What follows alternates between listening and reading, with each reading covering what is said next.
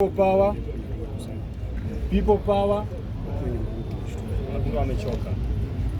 Kwa majina mimi naitwa Komisa Ohie and ningependa kuanzia na pale ndugu yangu ameachia. Ameongelea ile manifesto ya Kenya Kwanza. Sisi wenyewe hapa wananchi tunajiuliza ile manifesto yenye daktari the President William Ruto alitumia kwa campaign nayo na the former deputy president Gachagua na the whole team plus the current deputy president Kindiki ilienda wapi? Likonywa na panya ama ni yenye tuko nayo? Kitu ya kwanza nauliza, I was having a good conversation with some comrades from Asia and they were telling me that Kenyans are the lowest paid laborers in Middle East. And this is the first government in history. Instead of getting jobs here back at home, we have decided to export labor.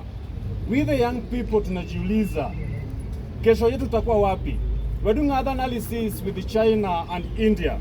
And the why their economies are doing so well is because of their big population.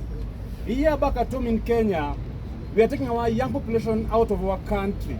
To a point that we are asking ourselves, in the next 10 years or 20 years, will we be able to have this population we're having today? So, we young people, if the government of the day is not able, is not capable to create jobs here at home, it is unfortunate for us as a nation, in our state of the nation. The agriculture sector is dying. It is not working at all. And this makes us to be in a situation where the younger people, energetic, may not be able to go back to the land to produce whatever the things we are using at home. A bigger number of them are imported.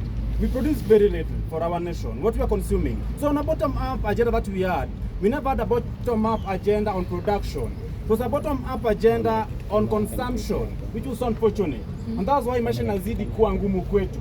If the bottom-up agenda that the UD and Kenya Kwanza government had in place, they could have implemented it rightly from the production level, not the consumption side. It could have worked out. And that's why this agenda is flopping.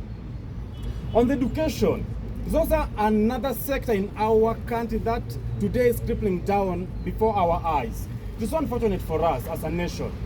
I'm working with the National Student Caucus, and we had mentioning of this case on Wednesday. It was hearing, not mentioned, but hearing of this case on Wednesday on the new funding model for our university and tertiary students. And we'll be having the judgment of the same next on 16th December.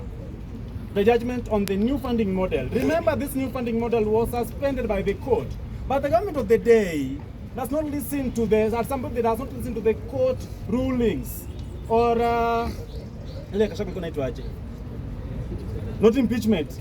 That bad Kindiki being sworn in for almost 3 weeks. Injunction. So the government of the day really listens to injunctions that the courts are giving. So on 16th, the students here will tell you, the young people who are here, you people, you are our parents, our cousins, you all know that the new funding model is not working. We were being told that they were even selecting students on the gender. So we were asking them, are they funding the male students less and the female students more? Or what was the criteria on that if you are bringing the gender card when you are selecting the students for the funding? Again, we are being told on the region, let me speak Mr. Guy on this. On the region, we are being told that the student who's coming from Turkana and maybe got a scholarship to Lenana here. So this student from Turkana was maybe on a scholarship. We assume that maybe being that he was here in Lenana will be able to be in band 5 or band 1.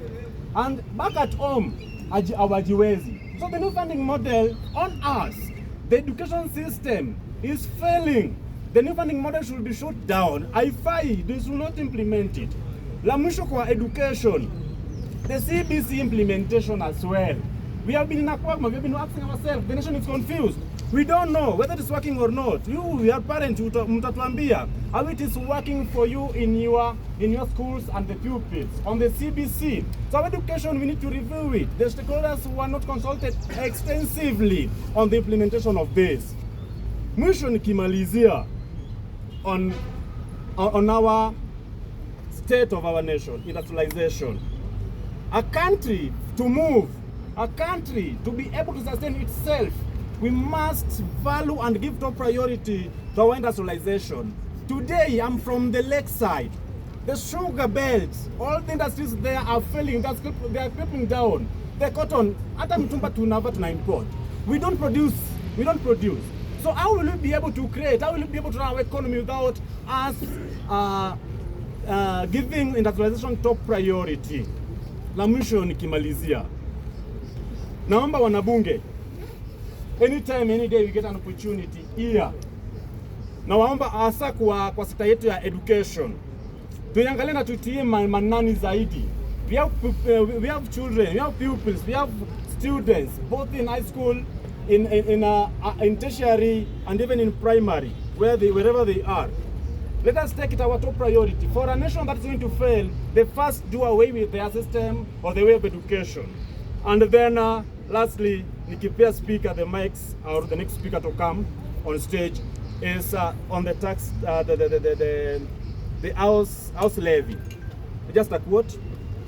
During the colonialism or during the colonial era, we had the heart tax.